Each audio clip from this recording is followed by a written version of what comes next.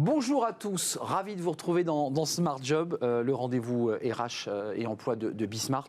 Avant de démarrer cette émission, je voudrais évidemment vous remercier parce que nous soufflons notre première bougie. C'est un moment évidemment émouvant quand une chaîne démarre et qu'elle a déjà sa première année d'existence. Je voulais vous remercier, vous qui nous avez regardé à la fois sur Internet, sur les chaînes de télévision et sur l'ensemble des réseaux câblés. Merci à vous, merci pour votre fidélité, merci pour vos réactions et l'intérêt que vous avez porté à notre émission en direct. Nous serons là évidemment à la rentrée prochaine. Puis je voulais remercier près de 1000 invités, plus de 1000 invités qui se sont succédés ici sur ce plateau pour nous faire partager leur passion, leurs propositions aussi, puis leur coup de gueule. Certaines fois, certains sont venus évidemment faire partager leur point de vue un peu fortement autour de tous ces sujets qui ont trait à l'emploi et aux ressources humaines.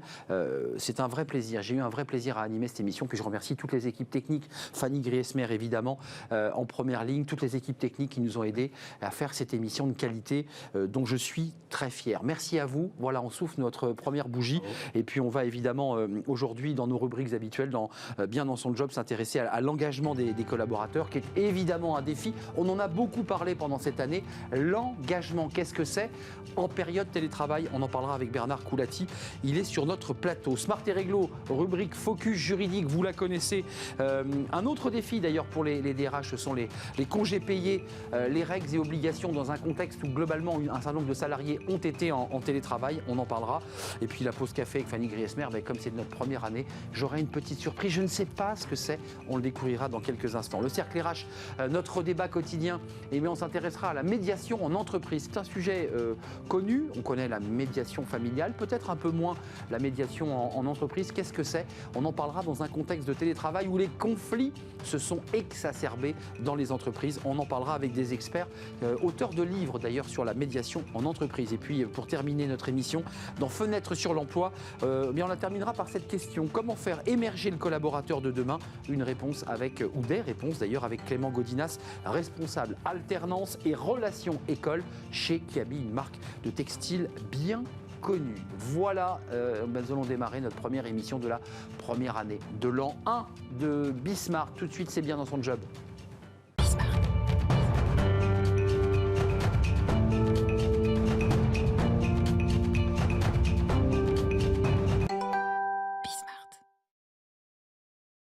Bien dans son job, avec mon micro qui se casse la figure, le défi de l'engagement collaborateur, on va en parler. L'engagement, on en a beaucoup parlé sur ce plateau. Évidemment, l'engagement, c'est un mot connu depuis longue date, mais c'est un engagement particulier parce que vous avez vécu une période complexe de télétravail, puis les choses ne vont pas s'arrêter parce que le télétravail va s'installer, nous dit-on. Bernard Coulati, merci d'être avec nous. Bonjour. Bonjour, expert de l'engagement.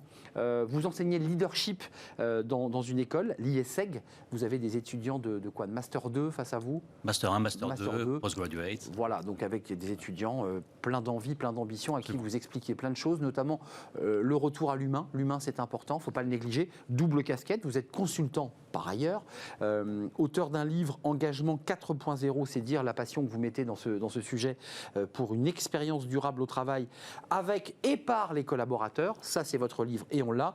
Et puis un livre blanc, là c'était écrit avec l'IESEG, il faut le préciser, reconstruire un engagement durable. Et puis un article à découvrir, parce que vous travaillez beaucoup, sur le Harvard Business Review, écrit avec Caroline Roussel, justement sur piloter l'engagement des télétravailleurs dans l'espace et le temps. D'abord, excusez-moi, question très basique. Quand on parle d'engagement et quand on voit la passion que vous mettez à incarner ce mot, ça veut dire quoi? Ça veut dire qu'il y a du désengagement? Bon anniversaire d'abord. Merci. C'est important de fêter les événements. C'est un privilège de le partager ensemble d'ailleurs. Les collaborateurs. Exactement. Absolument. Il faut le vivre ensemble. Alors, on confond tout dans l'engagement. C'est vrai qu'on en parle au quotidien, c'est presque grand public comme terme. Et finalement, il faut d'abord définir de quoi on ne parle pas. Ce n'est pas de la satisfaction, l'engagement. Ce n'est pas juste mettre des palmiers dans la cantine, avoir des baby-foot dans l'entreprise et surtout pas le bonheur au travail. Surtout pas. C'est surtout pas ça. Ça, c'est l'ancien DRH. Vous avez été DRH de grandes entreprises. De grandes entreprises, chez Danone, chez Pernod Ricard, où on était vraiment dans les fondamentaux de l'engagement et pas dans l'artificiel et dans les gadgets. Donc c'est pas ça déjà. C'est pas non plus la motivation. Quand vous êtes motivé, vous avez besoin d'une carotte, un peu comme le lapin, incentive, etc. Vous allez vous motiver, mais si la carotte disparaît, vous n'êtes plus motivé. L'engagement, ça parle au cœur et à l'esprit. C'est-à-dire qu'en fait, c'est la connexion émotionnelle avec les personnes qui sont autour de vous, c'est s'approprier l'entreprise. Ça ne veut pas dire que vous avez des actions de l'entreprise, mais vous s'approprier émotionnellement l'entreprise, être propriétaire et pas locataire, et pas consommateur, mais plutôt acteur. C'est aussi parler au sens. On parle beaucoup de la quête du sens, les mots valises en ce moment, il y en a beaucoup, mais derrière les valises, il y a des réalités. Mais Bernard Couletti, l'engagement de la définition est passionnante, mais pour que le collaborateur soit engagé, il faut que, je dirais, ceux qui l'accompagnent, ça commence par les managers, mais aussi par l'ensemble de l'équipe RH, lui donnent envie de s'engager. C'est 50-50 là. Vous avez tout compris. L'engagement, c'est une question d'appétit. Il faut donner envie. On ne peut pas engager quelqu'un. On peut créer des conditions, créer un comportement, créer une éthique des affaires, créer une organisation dans laquelle les gens ont envie d'y aller, ont faim et ont envie de s'investir et de s'engager. C'est pas la même chose que la motivation. Et donc, il faut jouer sur plein de leviers. L'organisation, les managers, les équipes, enfin un certain nombre de choses. C'est ce que j'appelle souvent la coproduction de l'engagement. On le fait pas tout seul. On ne peut pas engager quelqu'un, puis c'est pas durable en plus, c'est volatile, ça change au fil de votre vie professionnelle, de votre journée même, parfois ça peut être très, très changeant. Donc il faut que tout le monde s'y mette.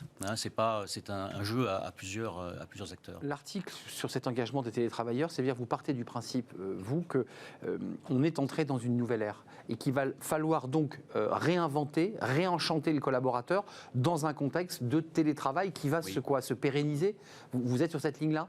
Oui, on va parler de travail hybride de plus en plus. Vous allez voir, ça y est, on est parti dans l'hybride. On a été à 100% présentiel pendant des siècles. On a été à 100% télétravail en cas de crise. On sent bien que la réalité, c'est ni l'un ni l'autre et que les entreprises et les collaborateurs ont envie de quelque chose entre les deux. On le sent bien à travers tout ce qui se passe. Et le mode hybride, je vous garantis que ça va être encore plus compliqué pour les managers parce que 100% télétravail, à la limite, on s'y était fait. Il y a plein d'inconvénients, mais ça fonctionne plus ou moins. Le mode hybride avec qui est là, qui n'est pas là, comment je fédère les équipes, en ayant la moitié effectivement sur Zoom et l'autre près de moi. Vous dites que ça va être un casse-tête pour les DRH. Un casse-tête. Alors pour les DRH et les managers, mais surtout pour les managers. Bah oui, pour gérer leurs équipes. Gérer leurs équipes et pour les piloter, pour leur faire confiance, pour oser leur faire confiance et ne pas les juger sur leur présence, sur ce qu'ils vont faire exactement, mais sur le résultat et sur ce qu'ils vont produire. Là, c'est le consultant qui s'exprime, mais le professeur qui a ses élèves devant lui, est-ce que les élèves, enfin les étudiants que vous avez sont finalement de l'ancienne génération? Est-ce qu'ils sont restés 20e ou ils sont déjà dans le 21e en disant bah, nous, on est déjà dans le télétravail, on est archi connectés? Bien sûr, ils sont complètement là-dedans. Et en même temps, je veux dire le paradoxe, il y a plein de paradoxes dans tout ça. Mes étudiants, nos étudiants, on forme des changemakers à l'IESEC, c'est comme ça qu'on les appelle. Ils sont très connectés, très techno, mais finalement, ils ont aussi une soif de présentiel. On le sent bien. On a fait de l'enseignement hybride, nous aussi, pendant toute l'année. Et on sent bien que le retour sur campus, c'est clairement... Vous faites l'oxygène. Évidemment. Donc on peut c'est le lien social, c'est la vie. On ne peut pas dire c'est les seniors au bureau et les jeunes en télétravail. C'est pas vrai. C'est plus complexe que ça. Concrètement, la notion d'engagement, c'est souvent un sujet déconnecté. D'un côté, il y a les RH, on parle de l'engagement, oui. Et puis de l'autre, il y a le business, il y a le directeur financier, et puis il y a ceux qui vendent les produits. Ouais. Vous dites non, les deux sont intimement liés. Bien sûr, mais c'est un sujet de business. D'ailleurs, les RH, la fonction RH est une fonction business. Ça, c'est un peu nouveau, on ne l'entendait pas ça avant. Il y en a marre de dire les fonctions support et tout ça. Les fonctions RH, c'est une fonction du business. Ça, on n'entendait pas avant. On l'entendait un peu aux États-Unis, en Asie, quand on circule. En France, pas beaucoup. Pas beaucoup. Et donc, l'engagement, c'est quoi? C'est un moyen, c'est un carburant supplémentaire. On peut travailler sans être spécialement engagé, on peut faire son travail de manière clinique, technique et rentrer chez soi. Mais si vous rajoutez l'engagement qui, lui, c'est pas à coup de... Ça coûte rien d'ailleurs, hein. C'est pas à coup de budget, d'augmentation, mais c'est long terme, c'est durable et ça demande plus d'efforts de chacun. Et ça sert le business parce qu'effectivement, un salarié engagé, il va être propriétaire, comme je le disais, affectivement de son entreprise et il va faire bien plus. On le voit avec le télétravail, bien plus que s'il était contraint à faire un travail...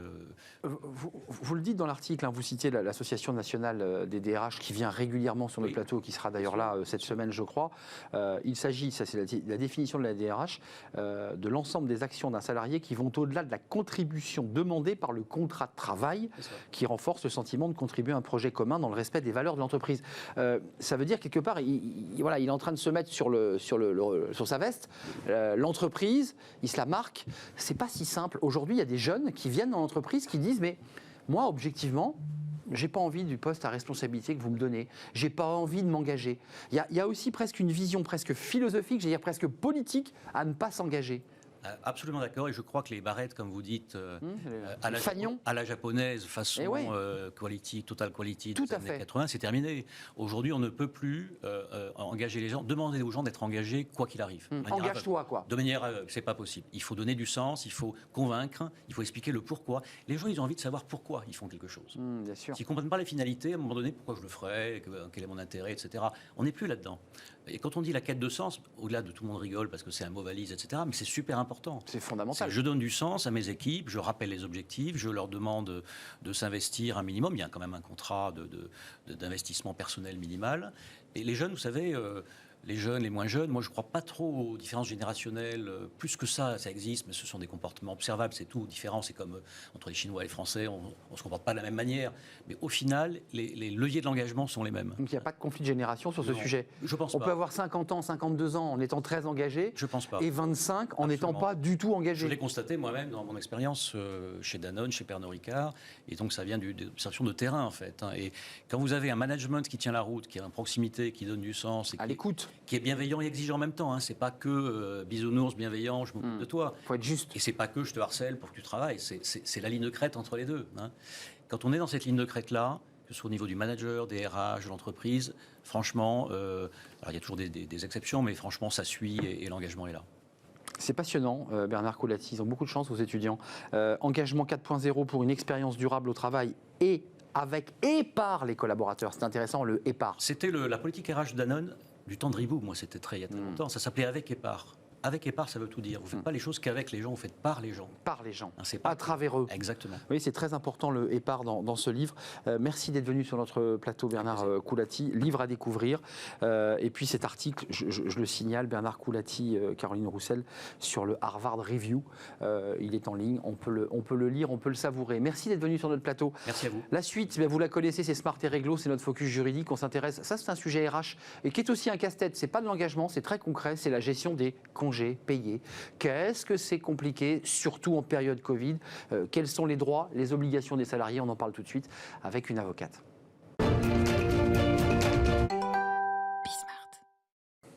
Smart et Réglo, c'est le focus juridique avec une avocate, Myriam de Gaudusson, qui est une habituée de notre émission. Bonjour Myriam. Bonjour Arnaud. Vous êtes avocate en droit social au cabinet Franklin et vous allez nous parler des congés payés. Alors c'est un sujet comme ça en apparence qui paraît anodin et basique. Voilà, on prend des congés payés, on y a droit. C'est un peu plus compliqué quand même en ce moment dans la période de télétravail puisque certains n'ont pas été éclusés, qu'il faut les prendre. Qu'est-ce que dit le droit en matière de congés payés? Déjà, commençons par la base, les cadres de base. Alors, le cadre existe depuis 1945. Il a été totalement chamboulé avec la crise du Covid. Le droit dit que les salariés acquièrent des congés pour une période déterminée. Et ils ont le droit de les prendre pour une autre période déterminée. Avec la crise du Covid, le droit est devenu beaucoup plus malléable pour s'adapter à la reprise d'activité. D'accord. Donc très concrètement, la règle de base, c'est 5 semaines de congés payés, sauf que les 35 heures ont rajouté des jours RTT. Donc en fait, personne n'a vraiment 5 semaines de congés payés en France. Alors ça dépend les secteurs d'activité. Au niveau de la banque, vous en avez beaucoup plus. Et puis dans d'autres secteurs d'activité, celles qui relèvent de la branche Syntec, vous pouvez en avoir strictement à ce niveau-là. 5 semaines 5 semaines, oui. En fait, les salariés acquièrent 2,5 jours de congés payés par mois. Ils ont le droit de les prendre à hauteur de 4 semaines à coller et une semaine supplémentaire qu'ils peuvent prendre en dehors de la période généralement estivale. Qu'est-ce que ça a changé cette période de Covid? Qu'est-ce que ça a bloqué? Qu'est-ce que ça a empêché de faire? On ne pouvait pas prendre ses congés, mais en chômage partiel. Oui. Alors imaginez-vous, pendant le chômage partiel, le contrat de travail perdure. Ouais. Les droits à congés, donc les 2,5, s'accumulent. Et on se retrouve en déconfinement en juin-juillet 2021 avec un stock de congés payés énorme. Pris normalement en mai. On doit écluser ces congés payés en mai. Alors, la prise, c'est de mai à octobre de l'année en cours. D'accord. Là, avec le Covid, il y a la possibilité pour l'employeur d'empêcher leur prise en tant que telle, de les reporter. Aux salariés, vous ne pourrez pas les prendre là. Enfin, vous pourrez les prendre, mais un peu plus tard. Il a le droit, il n'y a aucun souci. Il y a eu une modification législative pour ça. Il y a eu une ordonnance déjà en 2020 qui avait permis à l'employeur de mettre en place par accord collectif la possibilité pour lui d'empêcher ou de reporter la prise de 6 jours de congés payés par an. Ce dispositif a été reconduit cette année, en juin 2021, à hauteur de 8 jours. en fait, il faut permettre la reprise de l'activité. Et c'est logique. Donc, quels sont Sinon, les il n'a outils plus de salariés dans l'entreprise. Il faut lui permettre d'utiliser tous les outils dont il a à sa disposition. Donc, effectivement, il y a la modulation des congés payés, permettre un fractionnement ultérieur, permettre un report des congés payés, empêcher les couples qui sont dans la même société, ça c'est plutôt embêtant, de prendre les congés payés en même temps. Il a le droit de faire ça. Donc ça va assez loin, mais c'est pour vraiment permettre la reprise d'activité. Enfin, c'est pas pour faire un lien avec notre sujet précédent, mais enfin, ça casse un peu l'engagement des collaborateurs. Quand vous dites à un couple, vous partez du 1 au 15 juillet et vous du 1 au 15 août, enfin, je veux dire, ça ne favorise pas l'engagement des salariés, même si on comprend l'intérêt économique. Alors ça concerne surtout les PME, même les grosses PME, parce qu'au sein des groupes, ces aspects-là ont déjà été gérés avec les CSE en amont. On imagine bien que... Donc très concrètement, pour se le dire simplement, un salarié qui se présente au DRH au moment des vacances et qui dit « moi je voudrais prendre 3 semaines de vacances du 1er juillet jusqu'à 23 juillet », l'employeur peut lui dire « non, vous ne pouvez pas ». Cette année, oui, il peut lui dire non. Et donc il les prend quand, ces vacances ? Il va pouvoir les prendre après la période estivale. Ou de manière fractionnée, il pourra peut-être prendre 1 semaine, mais pas 3 semaines d'affilée. On va essayer de permettre le roulement des salariés à leur poste de travail pour vraiment permettre cette reprise de l'activité. Donc ça veut dire qu'il y aura une négociation de gré à gré avec le DRH qui lui dira, écoute, là c'est pas possible, mais en revanche je te laisse 1 semaine et puis tu prendras les autres au mois d'octobre. Absolument, par exemple. C'est pas très pratique, si je peux me permettre, pour rentrer un peu dans les détails pratiques. Quand on a des enfants, par exemple, c'est pas pratique. Non, c'est pas pratique. Et le DRH doit essayer de concilier ces aspects-là avec tous les salariés concernés. Généralement, il va se céder du CSE, du comité social pour fixer économique. Un cadre. Oui, parce qu'il y a tellement de contestations possibles. Et une perte de motivation. Donc l'idée, c'est de préempter et d'anticiper cette situation. Je pense que c'est ce qui a été fait en amont dans les grosses sociétés, dans les groupes. C'est plutôt les PME qui risquent d'être prises de court. Donc un salarié tient tête et dit je prendrai ces congés, j'y ai droit. Ce sont des jours légaux, acquis. Imaginons qu'il décide de prendre ses congés, ce qui peut arriver. Qu'est-ce qu'il risque ? L'employeur pourra rétorquer qu'il a le droit avec lui. Et donc, s'il décide d'aller un peu plus loin et d'estimer que le salarié est en absence injustifiée, parce que c'est ça concrètement, ça pourrait aller devant un conseil de prud'homme et probablement l'employeur pourrait avoir gain de cause. Donc ça veut dire que là, on va échelonner jusqu'au quoi ? Jusqu'en octobre pour prendre les vacances de l'année 2021 et le compteur repartira à 0 normalement pour octobre 2021 vers 2022. Oui. Donc c'est-à-dire que globalement, les employeurs font prendre les vacances jusqu'en octobre. Oui, ou même un petit peu plus tard. Si jamais les stocks sont très importants, on peut imaginer que le stock de congés payés soit éclusé même début 2022. À partir du moment où vous avez un accord avec le CSE, l'idée, c'est pas de ôter les droits à congés payés qui sont acquis aux salariés, c'est de leur permettre de les prendre en fonction de l'activité de la société, de permettre une permutabilité aussi sur les postes de travail. Donc on le redit, un couple vivant, travaillant dans la même famille, dans la même entreprise, de la même famille, peuvent prendre des vacances séparées. L'employeur a le droit. Cette année, oui. Tout à fait. Donc il risque d'y avoir des conflits là. Il pourrait y en avoir. Après, il faut travailler en bonne intelligence. C'est une situation assez exceptionnelle. Les salariés ont été en télétravail et donc probablement avec leur conjoint. J'essaie de défendre un peu l'employeur pendant un an. Vous ramez là, Myriam. Mais c'est vrai, vous avez raison. Ils ont été dans la même entreprise. Pour certains, ont été en télétravail. Enfin, c'est pas non plus un cadeau. Ils travaillaient. Oui. Vous êtes bien embêté sur ce dossier. Je vous vois embêté parce que c'est vrai que c'est une situation sur le plan humain. Alors, on n'a pas le droit d'aller dans le domicile des salariés. Je ne me permettrai pas de faire ça. Non, on a confiance sur la notion de télétravail. Les congés, c'est une période à part. Effectivement, cette année, il va falloir mixer probablement télétravail et congés. On peut imaginer, pour revenir à la situation du couple marié que vous évoquiez, qu'il puisse être en télétravail sans être en congé. On peut trouver peut-être un... D'accord, mais quand on n'a toujours pas réglé, enfin on ne va pas passer notre journée en fêtant nos 1 an, mais ils n'ont toujours pas réglé leur fameux congé payé. Non. On est d'accord, ça reste un point délicat. Oui. Vous n'avez pas de cas concrets de ce type-là, d'employeurs à ce stade, non, on a plutôt des cas d'anticipation de ces questions et dans lesquels on a mis les CSE dans la boucle. Du coup, les salariés ont un planning très précis. Certains sont en télétravail, d'autres... Et on leur dit, ça c'est vos congés, il faut les prendre. Exactement, tout à fait. Et c'est pas eux qui choisissent, on est d'accord. Vous devez prendre telle période, 2 semaines en août, Et 2 semaines octobre-novembre et 2 imposé semaines en décembre. sur un planning, Oui, et donc exactement. personne ne peut contester. Absolument. Encore que, il peut y avoir des débats, notamment, si je peux me permettre, dans des familles divorcées, en l'occurrence. Alors, je n'ai pas eu le cas et c'est un point très intéressant que vous soulevez. Bah oui, c'est-à-dire l'obligation d'une garde qui fait que l'employeur imposant les vacances ne peut pas garder son enfant, Oui, par on exemple. compte sur les DRH pour régler ces cas-là. Oui, tout ça sont des cas qui touchent à la vie personnelle, en fait. Oui. Merci Myriam de Gaudusson, Merci à vous. avocate en droit social au cabinet Franklin. C'était un plaisir de vous accueillir. Vous connaissez notre rubrique, celle qui suit, c'est la pause café de Fanny Griesmer, évidemment. On l'attend tous, moi en particulier, puisque pour nos 1 an, puisque nous fêtons les 1 an de Bismart, vous le savez, vous participez à cette émission. On la partage ensemble, cette émission de l'année. Eh bien, elle me réserve une surprise. Mais je ne sais pas ce que c'est. Alors on l'accueille, évidemment.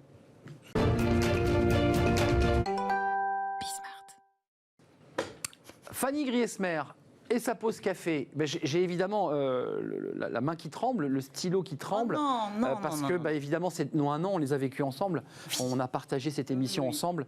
Ça a été un vrai plaisir, et je le dis à tous ceux qui nous regardent, et puis ceux qui vous ont écouté chaque matin dans votre chronique et qui ont pu vous déguster au fil de la journée sur Internet, évidemment. Qu'est-ce que vous m'avez réservé ? Je suis un peu fébrile.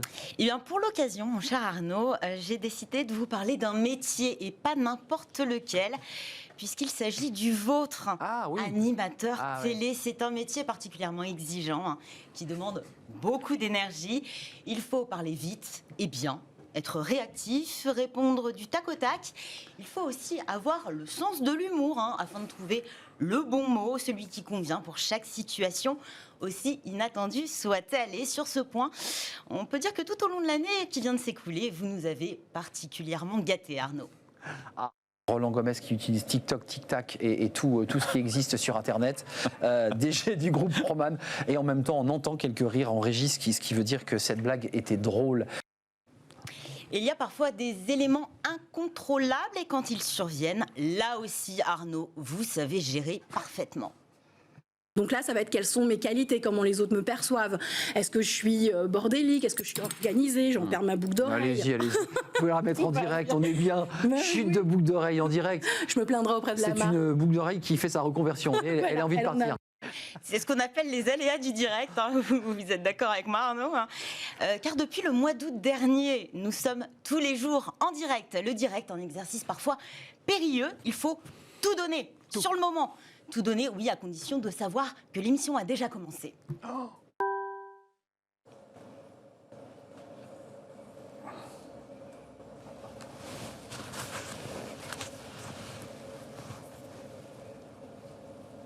Allez, on y va ou pas là ? Bonjour à tous, j'avais un petit problème technique comme vous avez pu le constater puisque je n'ai pas de retour écran et je ne savais pas que j'étais à l'antenne. Vous êtes évidemment les bienvenus. C'est ce qu'on appelle un petit moment de solitude. Oui, c'est vrai, en le revoyant, ça me fait beaucoup rire parce que ça génère une angoisse. J'en ai trouvé un autre. Ah oui ? Je pense que depuis, vous avez retenu la leçon. Je vous l'ai dit, en début de semaine, grignoter, c'est mal, encore plus pendant une émission. Alors, profitez de la pause pub pour combler un petit creux.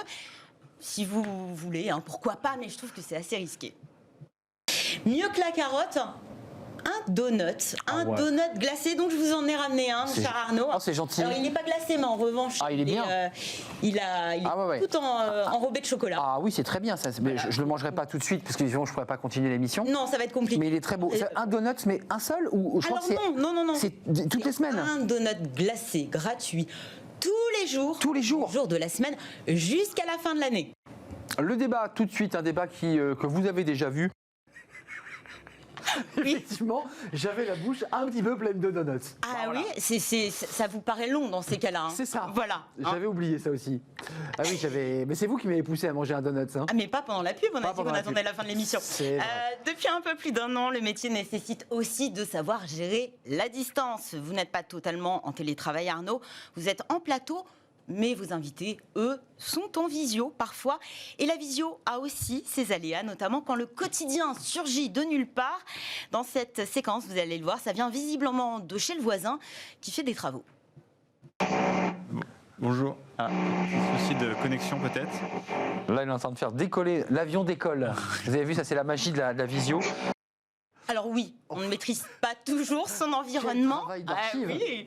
En revanche, on choisit soigneusement son vocabulaire lorsqu'on est animateur télé. Comme beaucoup d'entre eux, vous avez vos tics de langage, vos petites phrases fétiches.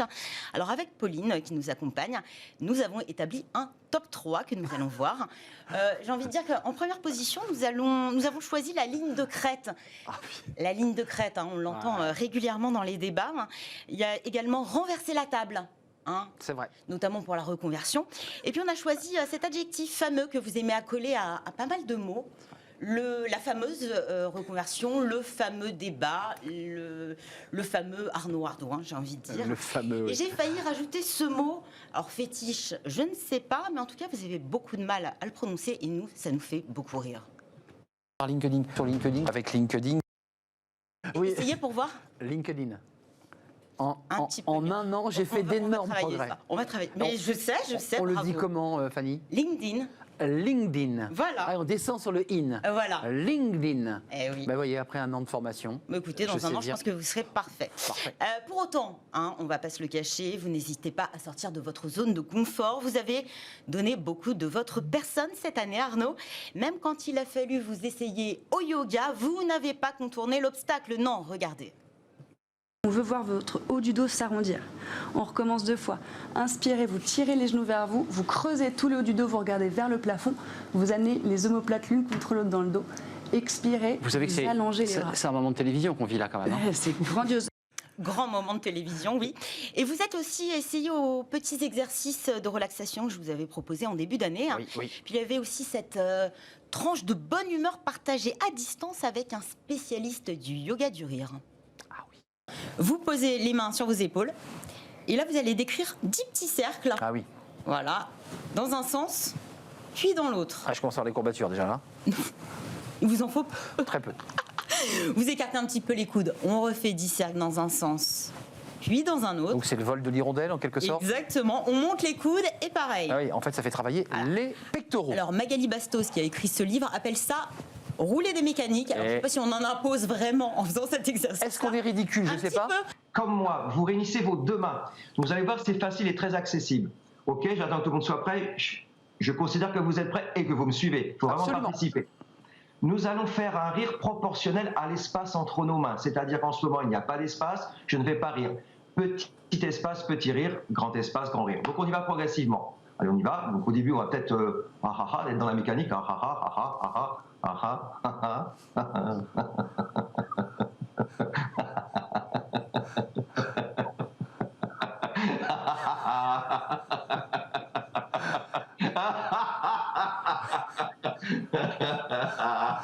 Je vais resserrer. Voilà. Alors, pour tout vous dire, moi je pense que le ridicule ne tue pas. Non. Il rend d'autant plus attachant. Je tenais à vous le dire, Arnaud. C'est très bien. Avant de nous quitter, oui, j'aimerais que l'on s'arrête sur les au revoir. Oui, bien sûr. À chaque fin d'émission, nous assistons à des remerciements dignes du Festival de Cannes. Merci, merci, merci, merci. Vraiment à tout le monde. Nous sommes très en retard. Je remercie Fanny Griesmer, je remercie Kylian Soula, mais je n'en suis pas sûr à la réalisation. Puis je remercie toutes les équipes techniques qui m'aident à préparer l'émission. Merci d'être venu avec nous. Merci de nous avoir suivis et évidemment d'avoir pris le temps d'écouter un peu de Beethoven. Bah oui, c'est agréable d'écouter de la musique. Je vais peut-être aller faire une petite sieste selon les recommandations de Fanny Griesmer, une micro-sieste évidemment. Merci à vous, merci à toute l'équipe. Merci à Lauriane Boué à la réalisation. Merci à Héloïse Merlin pour le son. Merci à Fanny Griesmer. Merci à Pauline Gratel et à Margot pour l'accueil invité. Merci à vous qui nous regardez. Merci à vous, merci à Fanny Griesmer, merci à toute l'équipe, merci à Romain Luc, merci à Justine pour le son, merci à Margot, merci à Caroline, merci à toute l'équipe. Allez, je ne peux pas tous les citer évidemment, je serai là demain en direct. Mais vous essayez à chaque fois, donc vous serez bien là en direct demain. Mais avant de nous quitter, et là vraiment, puisque c'est l'une de vos phrases fétiches aussi, je tenais à vous souhaiter un très bel anniversaire. Et puis j'attendrai à la fin de l'émission pour vous offrir un gâteau cette fois-ci. Ah, un gâteau, mais que je mangerai en coulisses. Je m'autorise à vous dire merci une seule fois. Merci Fanny Griesmer. C'est avec plaisir. Merci à Pauline Gratel pour ses archives. Évidemment, le ridicule ne tue pas. Pas du tout. Voilà, Il rend attachant. Je vous sens bien heureuse de votre petit tour, de votre petite farce des 1 an. J'ai adoré la préparer. Pas préparé, c'est vrai que je me suis bien marré. En effet, il faut prendre un peu de recul sur soi-même. On fait une petite pause, c'est traditionnel. On va découvrir notre débat dans quelques instants. On s'intéresse à un sujet. Alors on revient dans le dur, hein, c'est la médiation en entreprise. Là, on ne rigole plus parce que ce sont l'objet de conflits, de tensions au sein des entreprises. Et le médiateur, qui est un véritable rôle, qui a reçu une formation, eh bien, va essayer de dénouer ces tensions qui sont parfois paroxystiques. On en parle dans quelques instants avec nos experts, juste après cette courte pause, évidemment.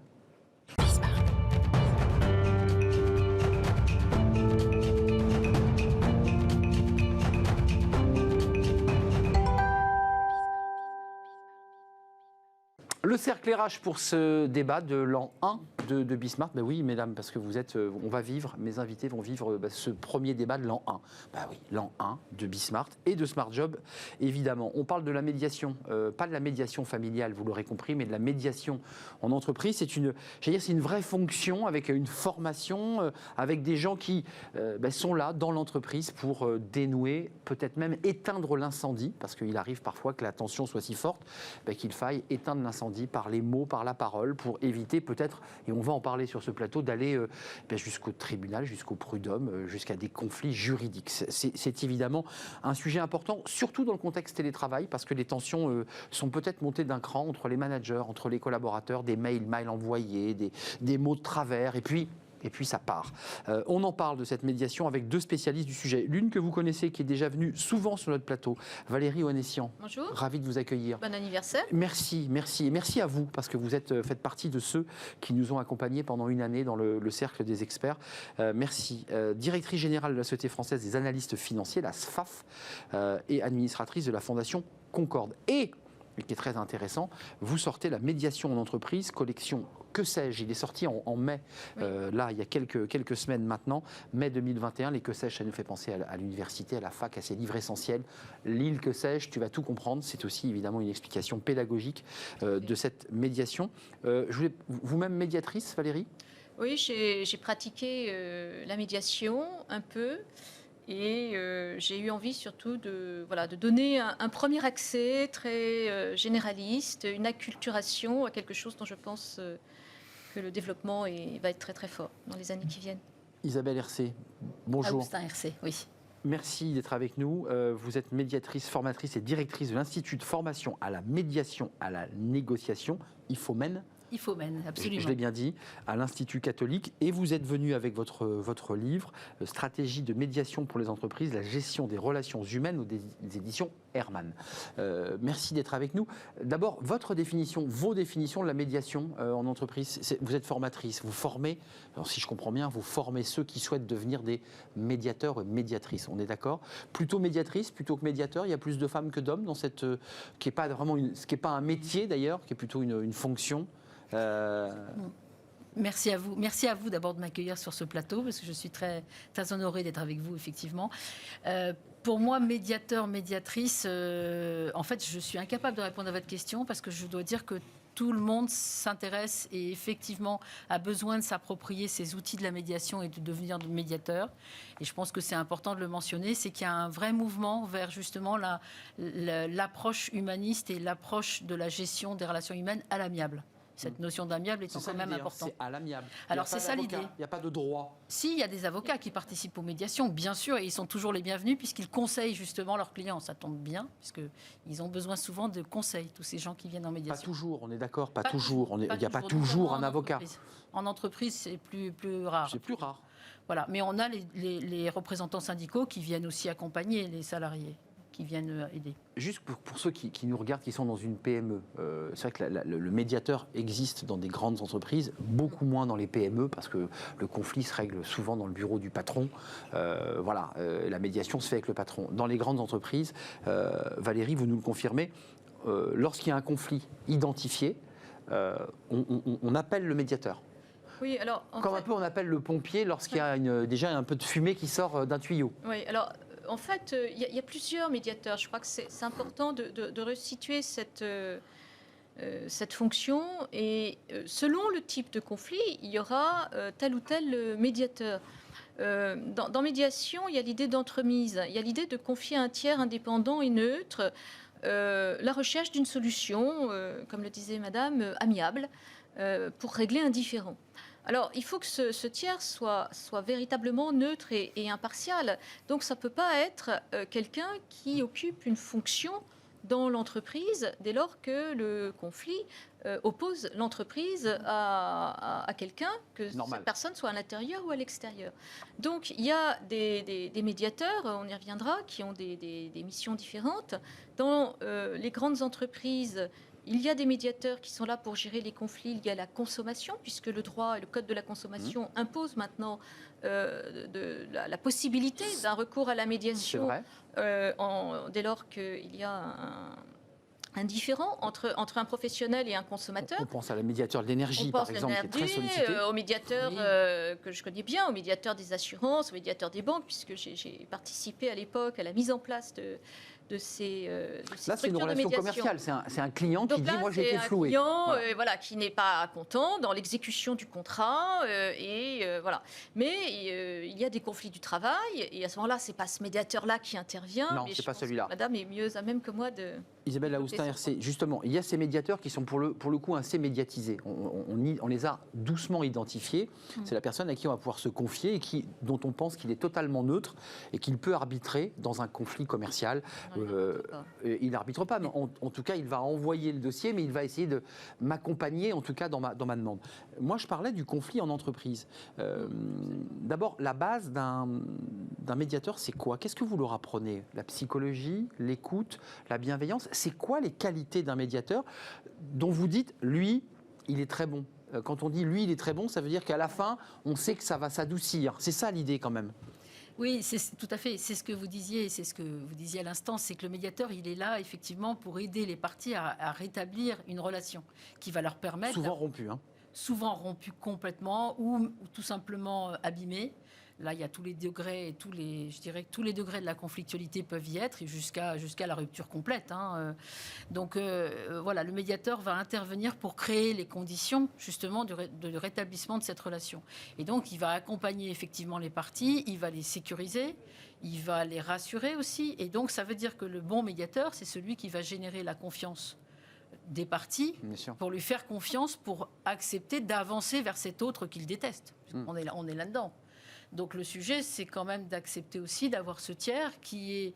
C'est pour ça que quand vous parliez de neutralité, d'impartialité, on est là-dedans, et ces règles qui s'imposent par la réglementation en vigueur ont complètement leur place et on s'appuie dessus en tant que médiateur, parce que si on est plus proche d'une partie que de l'autre, ça ne marche pas.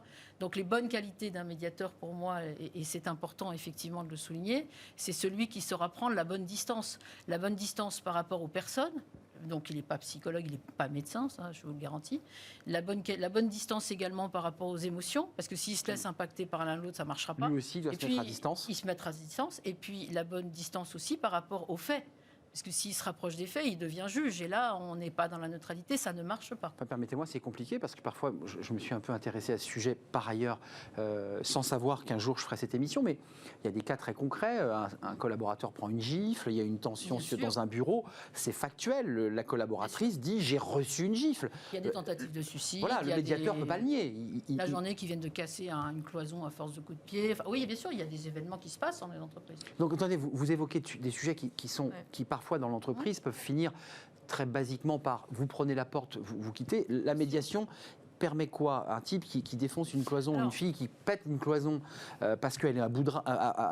Comment on fait là, concrètement? Mais en fait, pour moi, l'intérêt de la médiation, et notamment par rapport aux autres modes amiables de règlement de conflit, c'est que c'est pour moi le mode, dans mon expérience de médiateur, c'est quand même le mode qui permet aux gens de continuer à vivre ensemble et à travailler ensemble. Oui, et ça, c'est quelque chose qui est très précieux, parce qu'il est quand même assez rare en fin de médiation que les gens partent comme c'était prévu au départ.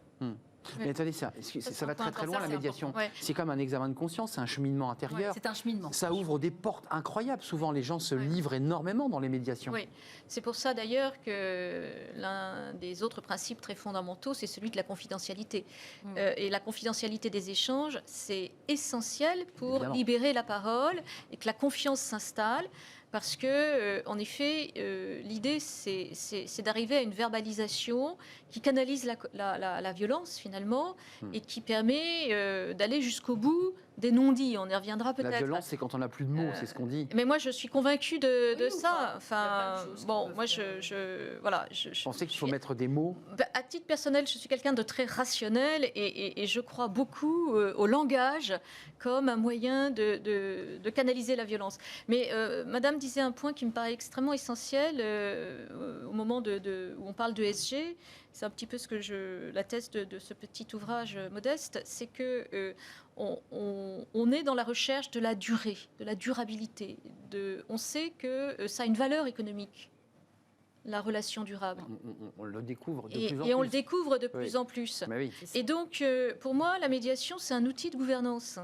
C'est un outil de gouvernance au service de cette valeur économique qu'est la relation durable, qu'il s'agisse d'une relation interne à l'entreprise entre un salarié et un employeur, ou entre deux entreprises qui travaillent ensemble. Donc c'est un élément ESG aussi qui contribue. Pour moi, c'est un élément ESG et ça négliger. Sert complètement la norme ISO 26000 qui définit ce champ-là. Enfin, je pense. Vrai.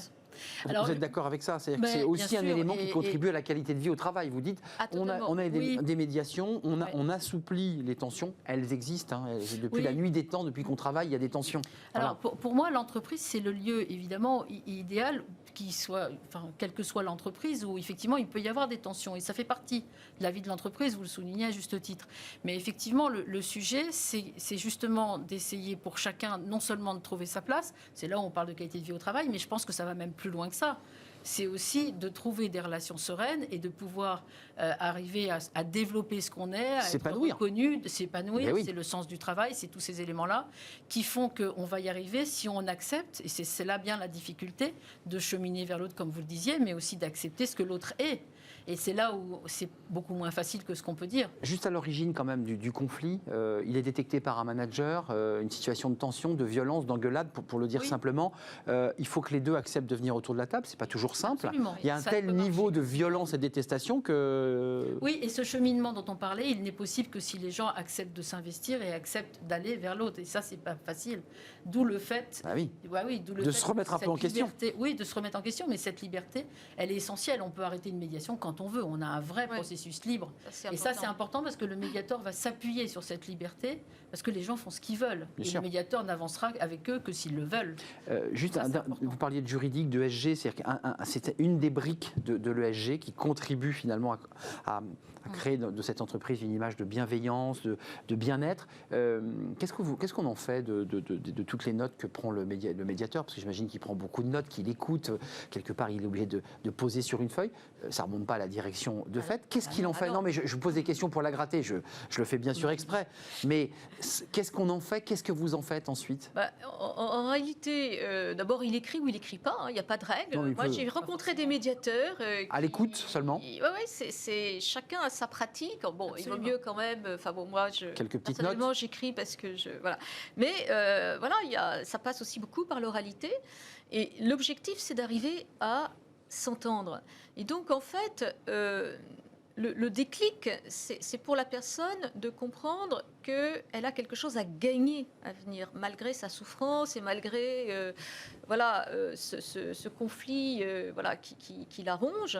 À un moment donné, il faut, j'allais dire, objectiver le différent pour pouvoir le partager et se dire qu'il y a un intérêt commun à un moment donné à sortir du conflit. Alors pas forcément un intérêt commun sur la solution, on ne la trouve pas tout de suite.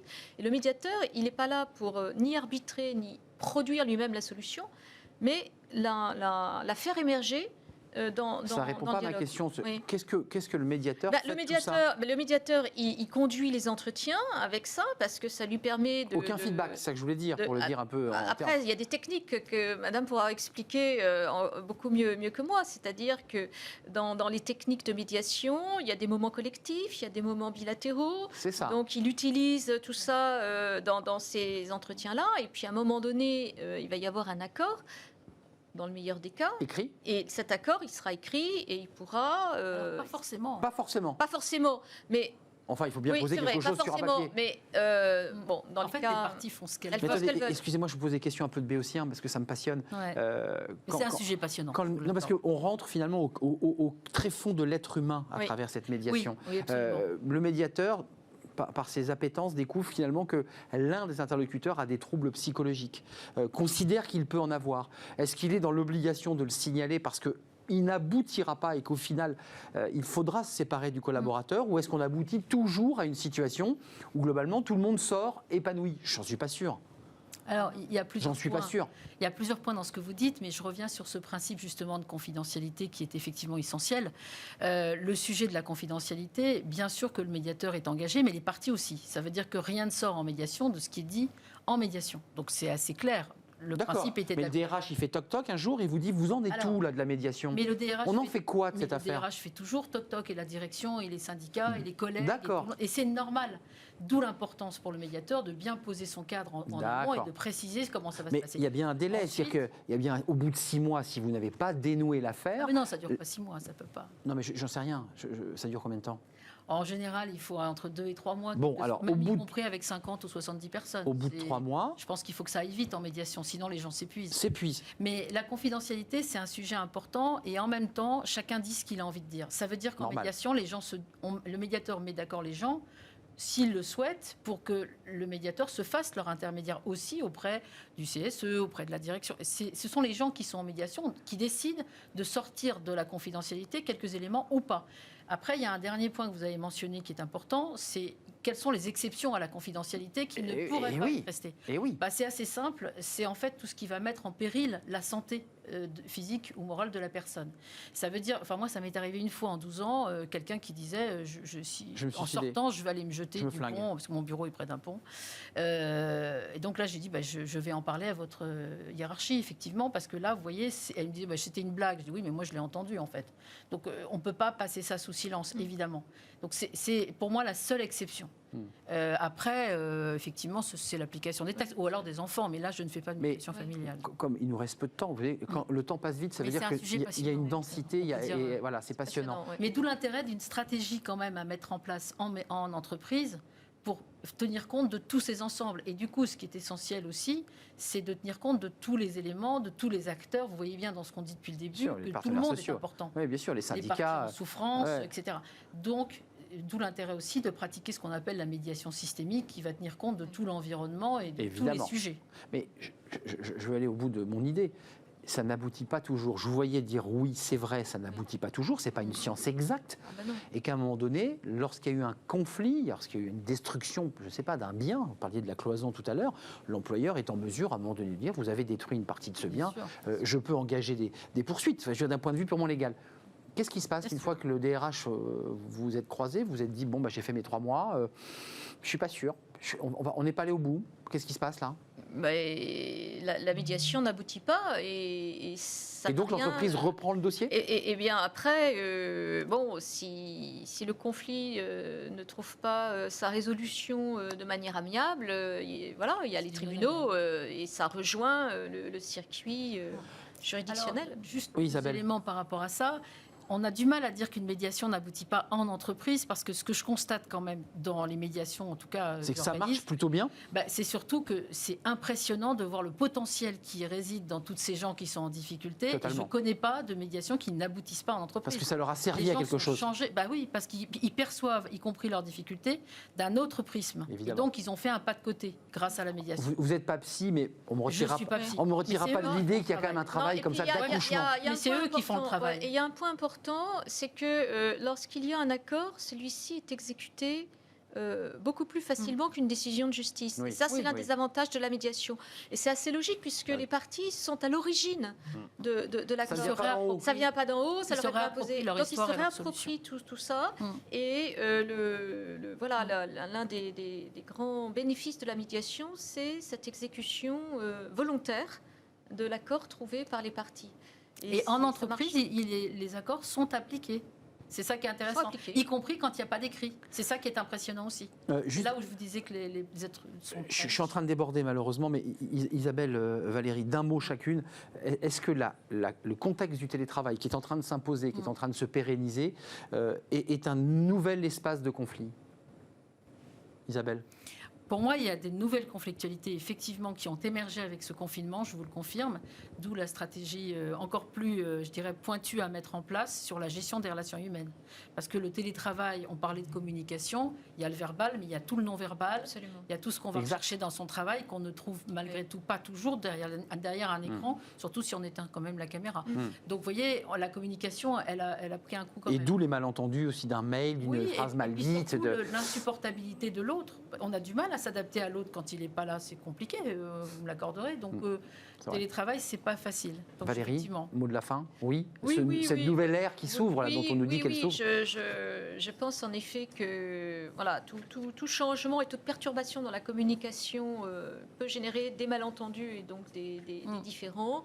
Et plus globalement, les exigences aujourd'hui appliquées à l'entreprise par la loi ou qu'elle s'applique à elle-même à travers les engagements ESG sont pour moi une source de différents potentiels et donc de champs de médiation évidents. Juste une ultime question, quand on veut devenir médiateur, on va voir son DRH, on dit la médiation m'intéresse, on se forme surtout, on va chez madame se former. C'est ça. On vient à l'IFOMEN ou à Dauphine avec qui on a un partenariat important, parce que spécialisé sur l'entreprise. À l'IFOMEN, on a tout ce qu'on veut comme formation effectivement pour devenir médiateur. On appelle l'IFOMEN ou on appelle et après on va voir son DRH. Merci à vous mesdames. Si vous voulez devenir messieurs, mesdames, médiateurs, lisez d'abord ces livres qui sont quand même des guides pratiques très concrets pour vous pencher sur le sujet. Puis ensuite, il faut faire évidemment une formation. Tout ça est très encadré et très organisé. Merci à Valérie Ohanessian. Le que sais-je, la médiation en entreprise, que sais-je, voilà, tout le monde, c'est le pensum du sujet. Et puis un livre peut-être plus approfondi encore sur cette question stratégie de médiation pour les entreprises aux éditions Hermann. Vous voulez votre livre, Isabelle ou... Non, c'est pour vous. Je vous l'offre avec grand plaisir. C'est mon cadeau des 1 an, c'est ça? C'est ça, c'est pour votre anniversaire. C'est le cadeau des 1 an. Bon anniversaire. J'ai beaucoup de chance. Oui. On termine par Fenêtre sur l'emploi. On va s'intéresser à l'alternance et à ces jeunes à travers une entreprise que tout le monde connaît, Kiabi, avec son responsable alternance, stage et relations école chez Kiabi, parce que évidemment, c'est une entreprise qui embauche et on va en parler pour terminer cette émission. C'est Fenêtre sur l'emploi.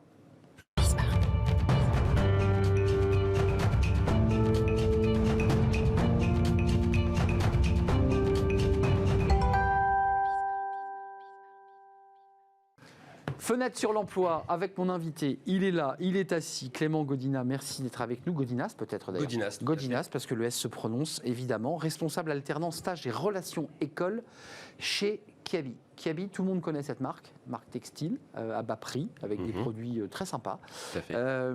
10 000 collaborateurs, plus de femmes, grande majorité de femmes, et une moyenne d'âge jeune. 33 ans, ça c'est pour la France. Et puis il y a le monde. Et il y a le monde, 83 nationalités, enfin c'est une marque mondialisée. Quelle est votre mission? Quel est votre rôle à vous, responsable alternance, stage et relations école? L'idée c'est qu'il faut attirer les talents, il faut attirer les jeunes? Alors donc du coup, je fais partie de l'équipe talent et carrière chez Kiabi. Donc ma mission principale c'est d'animer et d'impulser toute la stratégie alternance relations école. Donc voilà, c'est vraiment d'attirer les talents, de les intégrer, de les accompagner et de les fidéliser aussi à l'entreprise pour pouvoir en tout cas les embaucher par la suite. J'aimerais qu'on parle du Kiabi Campus, parce que ça c'est intéressant. L'idée de Kiabi, France, mais j'imagine dans le monde, mais en particulier en France, c'est de se dire comment on fait pour attirer des jeunes dans nos enseignes. C'est ça votre problématique. J'imagine que Kiabi Campus contribue à créer une dynamique. C'est quoi? Tout à fait. Alors l'idée, le nom de Kiabi Campus vient aussi de l'idée qu'il fallait que ça puisse parler aussi à l'ensemble des pays, puisque le phénomène de l'alternance est vrai et très franco-français, mais n'est pas vrai dans tous les pays, partout, tout à fait. Donc il fallait que ça parle un petit peu à tout le monde. Le Kiabi Campus aussi, c'est de créer cette communauté d'alternants, de stagiaires, de leur proposer tout un plan d'accompagnement, une intégration, un accompagnement, pour pouvoir ensuite les accompagner sur un nouveau métier. Et ensuite pour pouvoir les embaucher derrière. Donc le Kiabi Campus, c'est quoi? C'est cette communauté en fin de compte. Ça marche comment? C'est un vrai campus ou voilà, c'était un peu virtuel, j'imagine? Non, c'est un peu virtuel. Ouais, on est d'accord. Oui, c'est pas un énorme centre. C'est pas un grand centre en fait. Non, Kiabi Campus, c'est vraiment plutôt cette notion de communauté, de les valoriser, de les mettre au cœur et au centre de l'entreprise quelque part. Qu'est-ce que vous cherchez aujourd'hui là, vous qui habillez France, parce que c'est de la France dont on parle, quels sont les domaines de recherche en matière d'emploi? Parce que cette rubrique, elle concerne les recrutements. Qu'est-ce que vous cherchez? Quels sont les profils que vous cherchez? Alors sur les métiers à volume, on va plutôt rechercher donc pour notre parc magasin, donc sur le réseau national et à l'international. On a une stratégie qui est vraiment qui se développe plutôt sur les postes de co-leaders de magasin. Donc les co-leaders de magasin, c'est les directeurs adjoints. Donc l'idée, c'est d'intégrer plutôt des profils sur un niveau de diplôme Bac plus 4-5, de les accompagner et ensuite pour leur proposer un poste directement de leader de magasin. Alternants, jeunes alternants, là aussi, c'est quoi les profils des alternants que vous cherchez? Parce qu'il y a aussi beaucoup d'approvisionnement rayon, il faut donner du conseil en magasin, enfin c'est un travail évidemment de relations clients et d'image aussi. Ça aussi, l'alternant, vous le choisissez dans quel cursus? Alors la grosse particularité, c'est d'ailleurs la complexité, hein, c'est qu'on va surtout essayer d'attirer plutôt des personnalités, des talents. Les soft skills, vous jouez beaucoup sur les soft skills. Voilà. C'est quoi? C'est l'attitude, c'est l'envie de... C'est sur des valeurs très fortes, sur l'entrepreneuriat, qui est une valeur forte chez Kiabi, la générosité, le sens client. Ça, c'est des choses qu'on ne peut pas changer, en tout cas, hein, chez un collaborateur qu'on va intégrer. Après, toute la notion d'accompagnement sur l'apprentissage métier, ça, on se dit pouvoir être capable de le faire et d'accompagner en tout cas les jeunes. Et de les garder, excusez-moi. Et de savoir les garder, tout à fait. Parce que, une fois que l'alternant a fait sa formation, il a trouvé une entreprise, la vôtre, vous êtes le leader français de prêt-à-porter, puis après, il a peut-être envie d'aller ailleurs. L'idée, c'est qu'il reste chez vous. Alors, l'idée, c'est qu'il reste chez nous. Là, aujourd'hui, on a un taux de transformation de nos alternants qui avoisine les 40 à 50%, donc ce qui est plutôt pas mal. C'est pas mal. Après, on n'a pas l'ambition et la volonté et la prétention de se dire qu'on va embaucher 100% de nos alternants. Ça fait partie de notre rôle aussi. Une entreprise comme Kiabi, de se dire qu'on a aussi ce rôle sociétal d'accompagner aussi les jeunes sur un premier emploi, un parcours en entreprise pour les orienter, les confronter aussi au monde professionnel. Là, concrètement, la campagne de recrutement a commencé, les alternants, parce qu'on est dans cette période où on frappe à votre porte en disant j'ai la formation mais j'ai pas l'entreprise. Il reste beaucoup de postes à pourvoir en France, parce que Kiabi, évidemment, c'est un réseau national et mondial, je leur dis, mais national, beaucoup de postes à pourvoir. Comment on fait là, très concrètement? Là, très concrètement, on a une page donc, qui s'appelle le Kiabi Campus sur notre... Le fameux Kiabi Campus. Le fameux Kiabi Campus, où vous retrouvez toutes les offres d'emploi, donc pas que sur les magasins, puisque bien sûr on recrute aussi sur toutes nos fonctions de support, sur la logistique aussi. Enfin voilà, on est aussi sur différents métiers que les magasins. Oui, il faut préciser qu'il n'y a pas que les magasins. Il n'y a pas que les magasins. Il y a la pro, il y a la supply chain, il y a Internet, j'imagine qu'il y a aussi la data. Donc là aussi, il y a aussi besoin de profils autour de la data, parce que vous travaillez aussi sur des achats en ligne, qui a énormément développé. Ça se passe comment d'ailleurs, le développement des deux? Ça fonctionne? C'est deux pieds maintenant, deux jambes d'un même corps? Le confinement nous a justement... ça a boosté exactement les achats en ligne. Aujourd'hui, par contre, on est sur un modèle cross-canal, donc vraiment, on garde, et la volonté, c'est de garder et cette partie web et la partie magasin, qui fait aussi partie intégrante de la stratégie de Kiabi, mais bien sûr d'augmenter, d'aller plus loin aussi sur la partie web.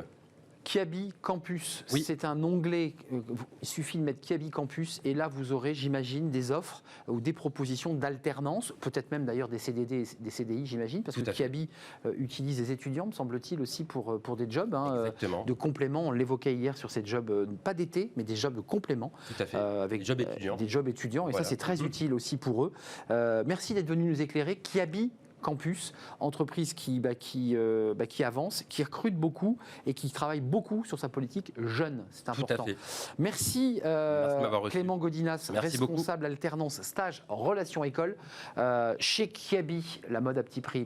C'était le slogan que personne n'a oublié. Merci à vous. Je vais essayer de ne pas trop dire merci, parce qu'évidemment Fanny m'épinglera l'an prochain, puisqu'on a fêté nos 1 an. C'était les 1 an de Bismart. Je suis très heureux évidemment d'avoir partagé ce moment avec vous, avec tous mes invités. Je vous retrouve demain pour la première émission de l'année 2, de l'an 2 de Bismart. Je serai là évidemment en direct. C'était un vrai plaisir. Merci à Fanny Griesmer, merci à Pauline Gratel, merci à Romain Luc, notre réalisateur préféré, merci à Alex au son et merci à Margot pour l'accueil invité. Voilà, j'ai dit 5 fois merci, c'est pas mal. À demain, bye bye.